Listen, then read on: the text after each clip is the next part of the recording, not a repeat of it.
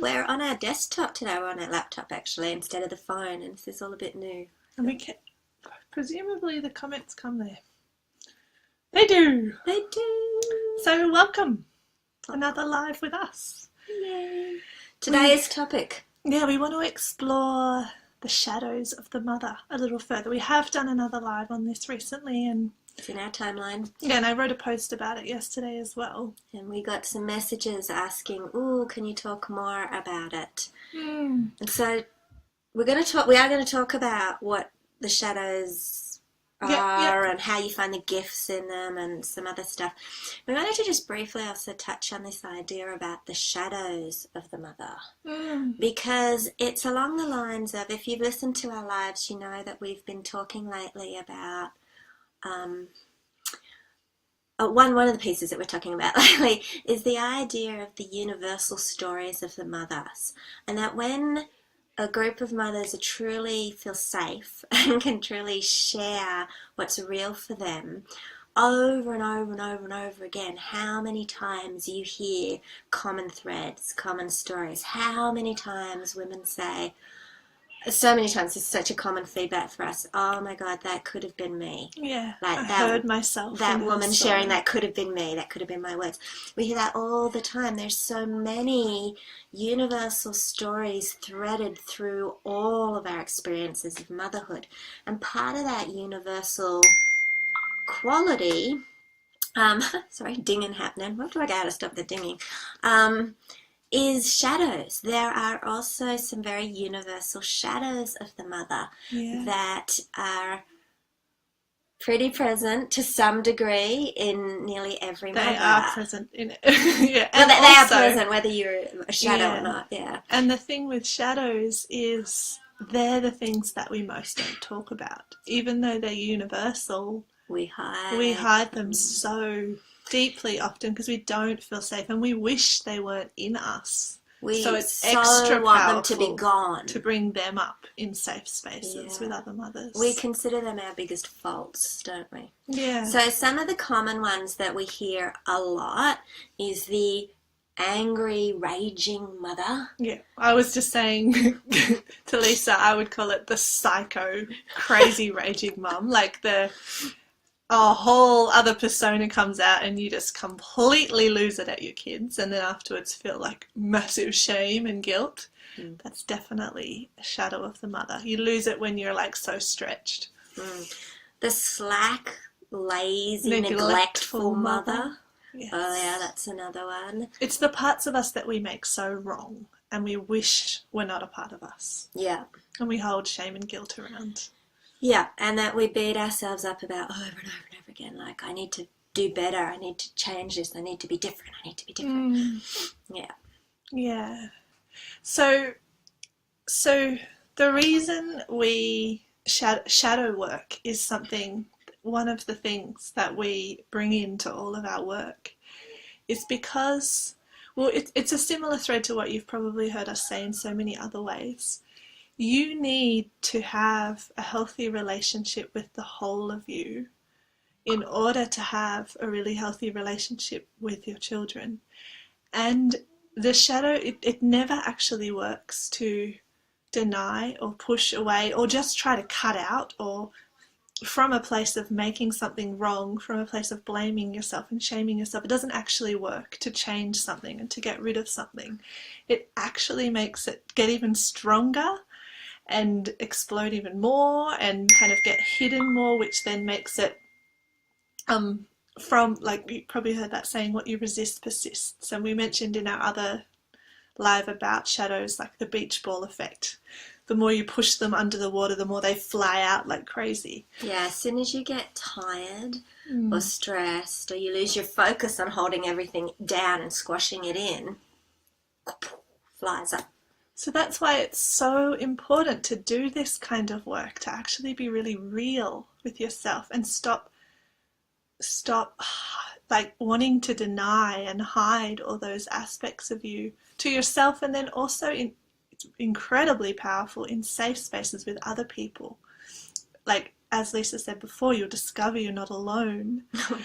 But also being witnessed in that process of really getting to know yourself exponentially helps the transformation even more powerfly. Absolutely. We did a little client interview on our timeline this morning with Annie, who was in one of our circles last year, and she spoke about that, about the gift of being always held in love. And it has a huge amount of power in allowing you to transform, in allowing you to bring the shadow up to the light, which is the crucial first piece in all of this, and be witnessed and not be like shamed and turned away, and and that's a huge piece, isn't it? It is, and it's also a huge piece because it's actually really, really hard and really scary to claim your own shadows if other people are not able to hold you in love in that.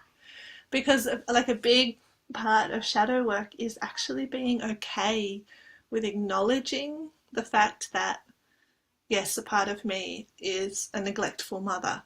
Like, it doesn't mean that's all of you, but getting to the point where it is actually okay to admit to yourself those moments that you don't feel proud of, and not having a massive charge around it. Like, yes, there's a part of me that experiences these crazy psycho moments, and loving yourself in that and wanting to understand that. If you do that and are witnessed in that, and then other people further judge you, it makes it really, really hard to do your shadow work. It kind of entrenches it even further and kind of pushes you back in that hole even more. Yeah, which is really common, unfortunately, sadly, in most mothering communities. There is a sense of judgment, and there is a sense of competition and comparing, and like well, you should be doing better. You're making a mistake. Like, just change now. Yeah, and we're not saying that you want to just go, okay, I'm going to be a rageful mother, and that's cool. Like, that's not what we're saying. But there has to be a willingness and a love towards yourself to be able to say, okay, I acknowledge this is one part that exists within me, and bring it up to the light, because it's from there that you can actually look at the shadow and, shockingly, find the gifts in it, and allow this shadow to transform into something that really serves you, that really serves your children, that really brings a new dimension, more of yourself in a healthy way, in a way that's brought to the light, as opposed to a place, something that's kept in the dark in shame, and then it is coming out in a way that is unhealthy, is not being expressed in its highest form. Yeah, totally. It's an integral way forwards, because the shadow never goes away. But then also, as Lisa just said, you discover that it actually becomes something that you're grateful for, something that like can become one of your superpowers, can make you a more whole, rounded mother and person. Yeah. So we often get a lot of really odd looks when we say that.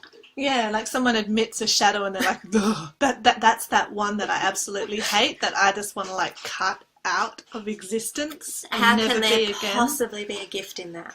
Yeah. But then exploring it, they discover that there is. And I had that experience, absolutely. Yeah, definitely with the... Lisa was like, I can't see you as a psycho, rageful mother, like, not possible. I was like, that's the point. Like, it was definitely a shadow for me. I'm so, on the surface, such a gentle, nice, loving person. She is. You know, her Kaya's version of I'm really pissed off is feeling really grumpy at you. Like... But when, especially with my son, like, we have a wonderfully amazing relationship where we can really trigger each other. And there has definitely been times when I have completely lost it at my son, and I kind of turn into a whole other person. Like, I'm a whole other screaming, raging maniac. And I so made that so wrong, to the point where I would, like, the next morning I'd have this like shame hangover, and I couldn't even remember all of what happened because it would all just be a bit of a blur. I've cried. Like Yeah. a shadow of mine has come up and it's gone wow all over the place, and I've been so heartbroken at what I've done. Yeah. I've just fallen on the bed and cried. I bet we can all Oh, relate to that. yes. Yes. I can relate to that. Yeah. And the more I just made myself so wrong for that and judged myself like, you should know better, you do know better, how could you lose it like that again? The more it just kept happening.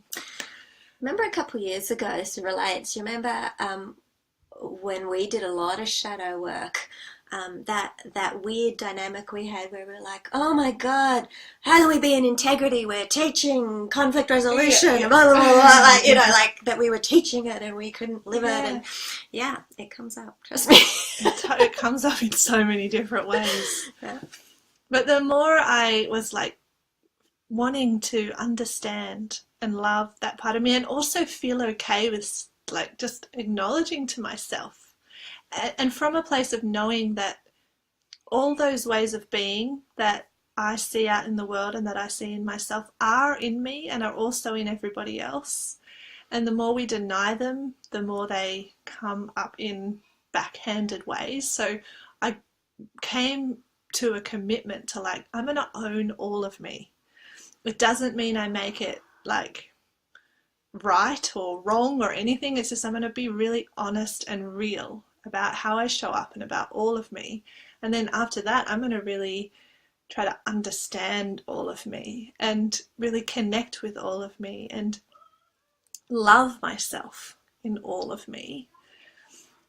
And then it kind of slowly unfolded, but I discovered that I had, in denying and in making my anger and my rage so wrong, and therefore it only coming up in the occasions when I was so triggered, but coming up in really explosive ways, I was denying a certain power and a certain congruency, like a certain power that had my words really mean something with my children, and also a sense of responsibility. Like I wasn't really modeling powerful, like empowered responsibility for my own feelings and needs, and I wasn't teaching that to my child.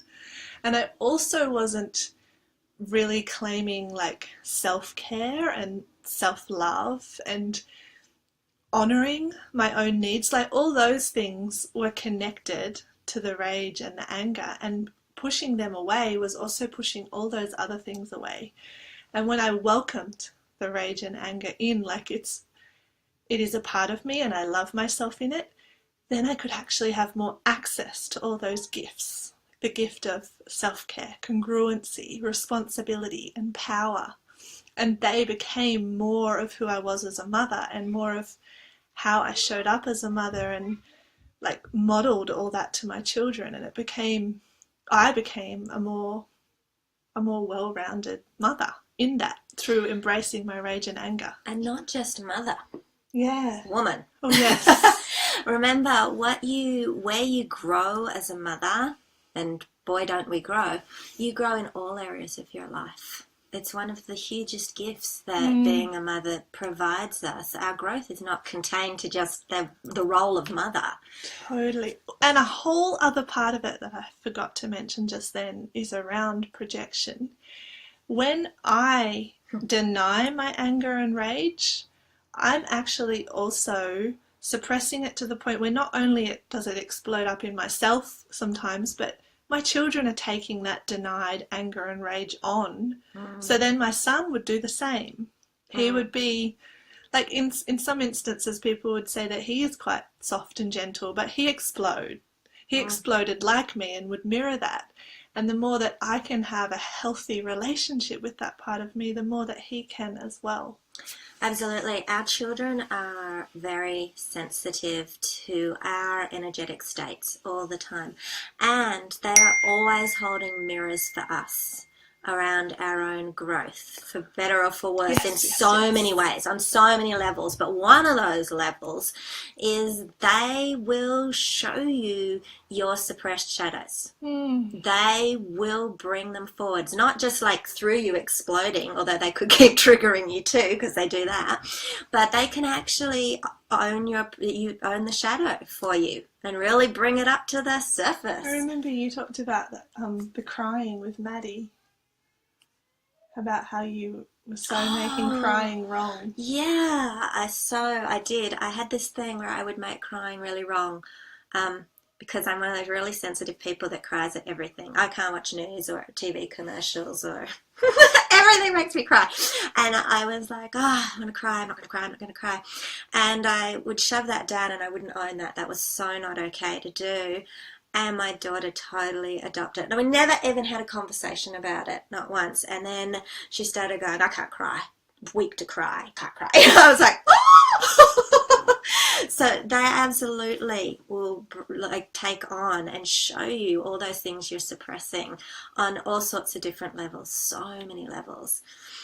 Yeah, definitely. So in your story about when you were able to say, okay, a piece of me really is really angry and rageful and loses my cool, then Kaya talked about, what she actually talked about was the gifts that were coming out of that when she claimed that and owned that. All those gifts of congruency and self-care and boundaries and leadership and empowerment, all these things, they're actually sitting on the same continuum. It's a long continuum with lots of things in between, from, wow, this is a really unconscious, unhealthy expression of it, through to, oh, look, this is it in its highest, most empowered form. Yeah. And so you want to start looking at your shadows, that continuum. The ones, if you shove it down and hide it and hide it and hide it, you're going to get, when it explodes, it's going to be that unhealthy, unconscious expression of it that you just go, oh, why?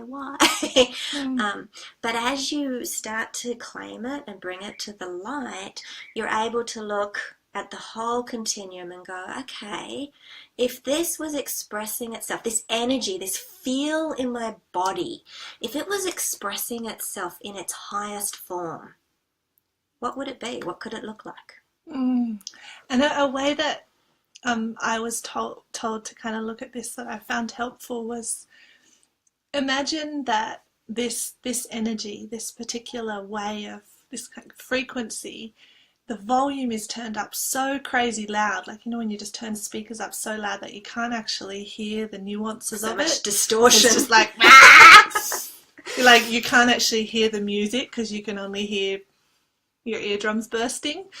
That is what it's like when it's in its crazy form, when it's in its unconscious form. But if you're able to turn the volume down, continue to turn the volume down, you can hear, you can see other parts of it, and that's when you can see the other aspects of its spectrum. And another thing I like to think of is like, this is when you think of shadows are in the dark. When you bring them to the light, you can actually see them more. Like you're kind of shining light on them so you can see the whole of them. It's like, oh, it's not just this one thing that's so loud it gets through the shadows. There's actually so much more to it. Yeah. When my son was little, he's still kind of nervous about the dark, but when he was little, he was really scared at the dark. And we would read this book. It was a really interesting book. And when the lights were off and the shadows were being cast by things, they were all scary things on the walls, like they were scary. And then when the light got turned on or he shone his torch on it, he'd go, oh, it's my teddy bear, or oh, it's the cat. Yeah. Or like when the light gets shone on it, you go, oh, you see it in a completely different way. What looked sinister and dark and terrifying was a favorite toy. Like, and it is often, it's like when I discovered how important my like personal responsibility and empowerment and congruency and boundaries were, I realized how much I loved them, and how like I can't be a really whole powerful parent without them. They're integral superpowers in my parenting, and I couldn't access them as long as I kept making the anger and the rage wrong. So you will discover that the gifts are things that you truly want and you truly need in your parenting. Yeah, absolutely. So I'm curious, how would you say, I mean, I have my opinion from the outside, but I want to hear your side. How would you say that claiming that particular shadow for you has created more harmony in your family, or more has improved the love and the feels in your relationships? Well, it has in so many ways, because I do explode way less. I do still sometimes explode, but then I have a very different relationship with myself from when I do, and also know what I need inside that. Like I know the whole spectrum. So it definitely has me explode less, which is great. But then also it's like I have realized more and more over the years how me kind of stepping in my power, my congruency, and my personal responsibility, and like my not taking any shit energy at times, really, really, really serves my children as well as me. Mm. It really helps them to, well, in so many ways it models that for them, which is really big, but it also helps them to really know where I stand and to know how to. Sorry, what I was was I going going to to say say? it's something about creating a really strong container Totally, for our yes. children to Yeah, sit in, is a piece of that absolutely, in yeah. your particular shadow. But yeah, Yes, totally. There is a way more strong, and it's still got so much love. Like, I think sometimes we get our wires crossed when we're so making a shadow wrong that there can't possibly be any love in that whole thing. But when it's brought into the light, there's so much love. It actually brings more spectrums of love out. That's something definitely that I discovered. Like my whole vision of love for my children before I really did that shadow work was just unconditional love and giving love. And now it's like, actually, there's so much to the love. There's that giving, stretching love, and then there's also, I'm in my power, and this is how it is for me, and I absolutely love you. Love. It's a I can different hold flavour. this with a fierceness too, Yes. Yeah. which sometimes our children really appreciate. Yeah, absolutely, they do. So I wouldn't say this was a huge shadow, but I had a shadow around being like a really boring mother.